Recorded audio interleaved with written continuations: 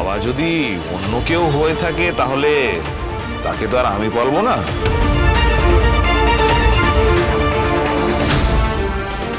মানে কাক হয়ে কোকিলের বাচ্চা বড় করার স্বাদ আমার নেই। বিদ্যুৎ, মুখ সামলে কথা বলবে। তোমার থেকে না নর্দমার কীটেরাও ভালো, জানো তো? এরকম কথা মুখে আনলে কি করে? তারা তো খুঁজে চাচ্ছিস কেন? আমি খারাপটা কি বললাম বলতো? তার মানে তুই মেনে নিচ্ছিস যে আমি ওর বাবা, সেই জন্য এত গায়ে লাগলো, তাই তো? কি হলো বল?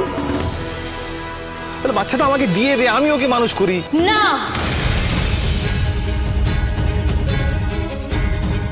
কোনো দিনের জন্য না। তোমার মতো একটা অমানুষের কাছে আমার মেয়েকে দিলে না, ও আর কোনোদিন মানুষ হবে না। তোমার মতো একটা অমানুষ তৈরি হবে।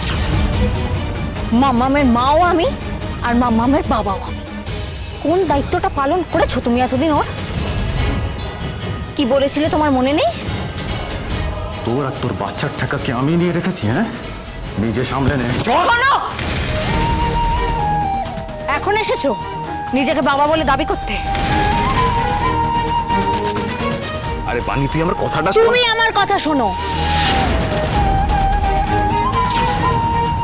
ভবিষ্যতে আমার মেয়েকে নেওয়ার কথা বললে না, সেদিন শুধু বটিটা তোমার গলায় ধরেছিলাম, এবার না বটিটা একেবারে চালিয়ে দেবো গলায়।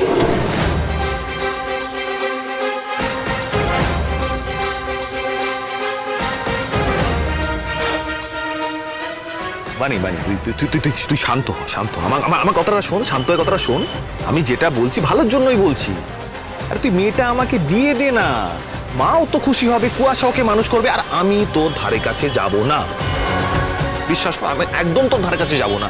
তুই তো ঝাড়া হাত পা হয়ে যাবি। লাইফ টাইম সেটেলমেন্ট একদম। তুমি আর তোমার মা কিসে খুশি হবে সেটা আমার জানার কোনো দরকার নেই, বুঝেছো? একদম দূর হয়ে যাও আমার চোখের সামনে থেকে। আর ভবিষ্যতে না একদম সাহস করে এসব কথা আমাকে বলতে আসবে না। দেখ বানি, তুই যদি না মানিস তাহলে তোকে মানানোর হাজার একটা উপায় আমার জানা আছে। তখন সব বটি তুলেও কোনো লাভ হবে না। এমন ব্যবস্থা করব, তুই নিজে মেয়েকে আমার হাতে তুলে দিবি।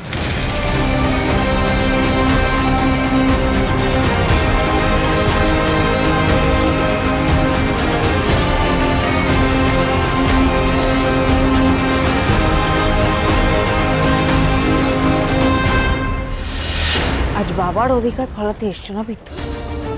গর্ভবতী অবস্থায় আমাকে ফেলে তো পালিয়ে গেছে। তখন তো একবারের জন্য খোঁজ নিতে আসুন যে আমার ছেলে হলো না মেয়ে, সে ভালো আছে কিনা। নিজের দরকারে আজকে হঠাৎ মেয়েকে নিজের কাছে রাখতে চাইছো। ছি বিদ্যুৎ, ছি।